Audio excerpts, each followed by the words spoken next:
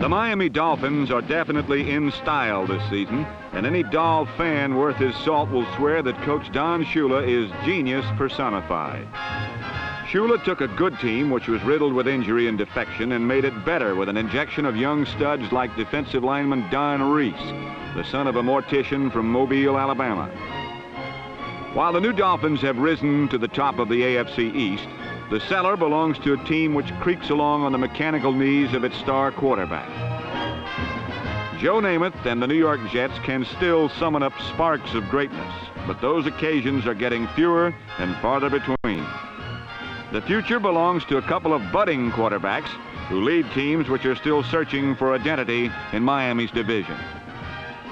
Baltimore's Burt Jones and Buffalo's Joe Ferguson met last week in a game which matched the middle teams of the AFC East.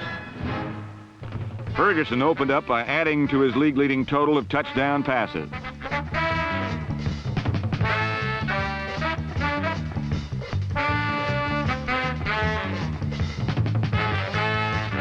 In the past, O.J. Simpson scored mainly from the rush line, but with Ferguson's newborn confidence and dexterity at the passing game, the Juice has taken on yet another role, coming up with 3 touchdown catches in the last 2 games.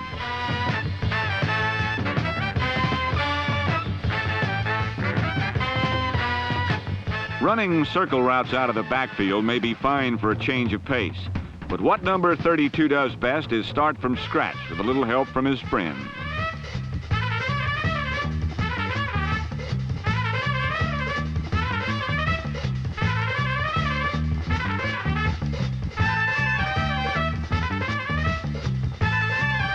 Last week, behind O.J. Simpson's running and receiving, the Bills jumped to a 21-0 first quarter lead over Baltimore. O.J. is the NFL's most productive offensive performer, but Buffalo is not whole. Injuries have seriously depleted the defensive secondary, and after some tentative probing underneath, Burt Jones went up top to show off his howitzer right arm.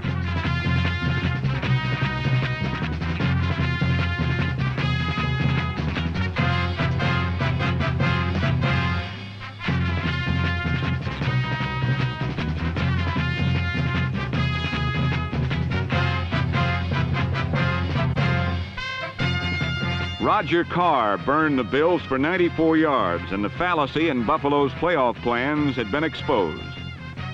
Joe Ferguson came back throwing again, this time to Bob Chandler. But lately, it doesn't seem to matter what kind of lead they are handed, the Bills just can't seem to hang on. Credit some of Buffalo's problems last week to a sturdy young quarterback who leads pro football's most improved team.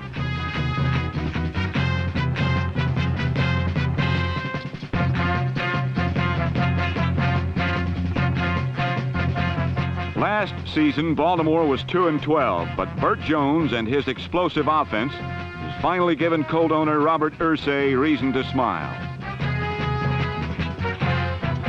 The equally young defense is playing its part as well. In all of 1974, Baltimore recorded only 21 quarterback sacks. This year, after 8 games, they are tied with Houston for the NFL lead with 31.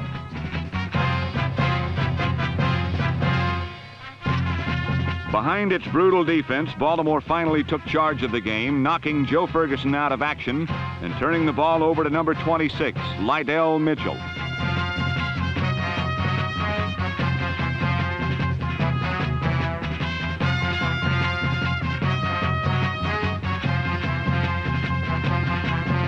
After 2 seasons as doormats, the gleeful Colts were now pouring it on as Mitchell blasted over 3 times to clinch a wild 42-35 Baltimore victory.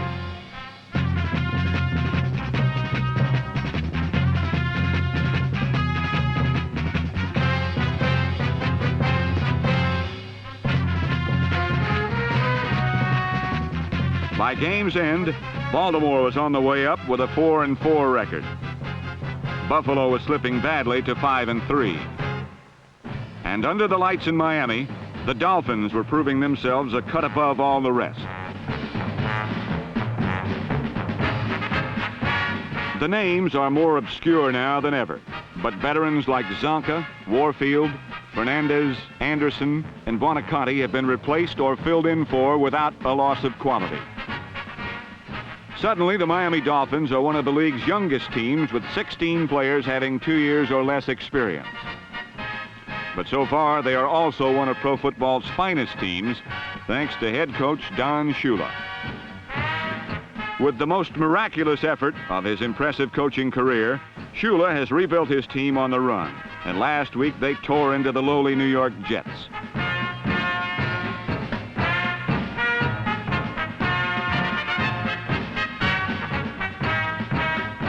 New York's Joe Namath had neither the line nor the legs to stand up to a fierce Miami rush put on by newcomers like Randy Crowder and Don Reese, number 76. Now, more than ever, Namath is dependent on perfect protection. When Miami flushed him out of the pocket, his greatness was negated, and the only place to go was down.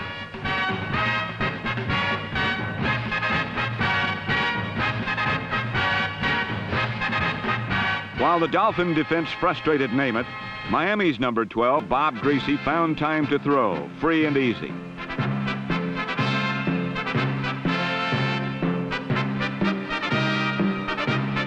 Number 89, elusive Nat Moore, has replaced Paul Warfield as the Dolphins' big play receiver in an attack that is more evenly balanced since the departure of Larry Zonka's basic ball control. This year, Greasy can scramble around and come up with new ways for a fullback to score.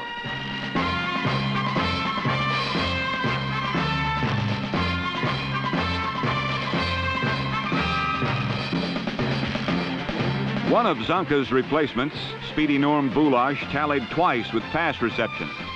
But the night's most spectacular moment was provided by rookie Fred Solomon, an ex-quarterback from Tampa University.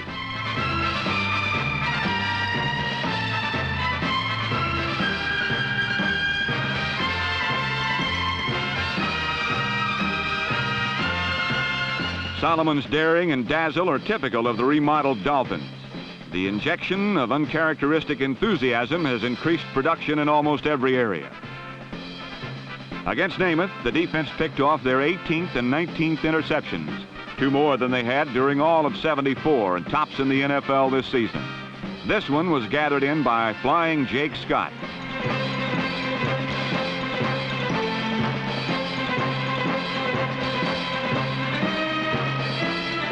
With a 27-7 victory over the Jets, a 7-1 record to lead the division by 2 games, and the 33rd win of their last 34 hometown decisions, the Miami Dolphins look like they are back in the groove of their championship years. A blend of solid veterans like Scott and improving youngsters like Reese and Crowder could be the mix that leads to the biggest home game of all next January 18th in the Orange Bowl. That game will be called Super Bowl number 10.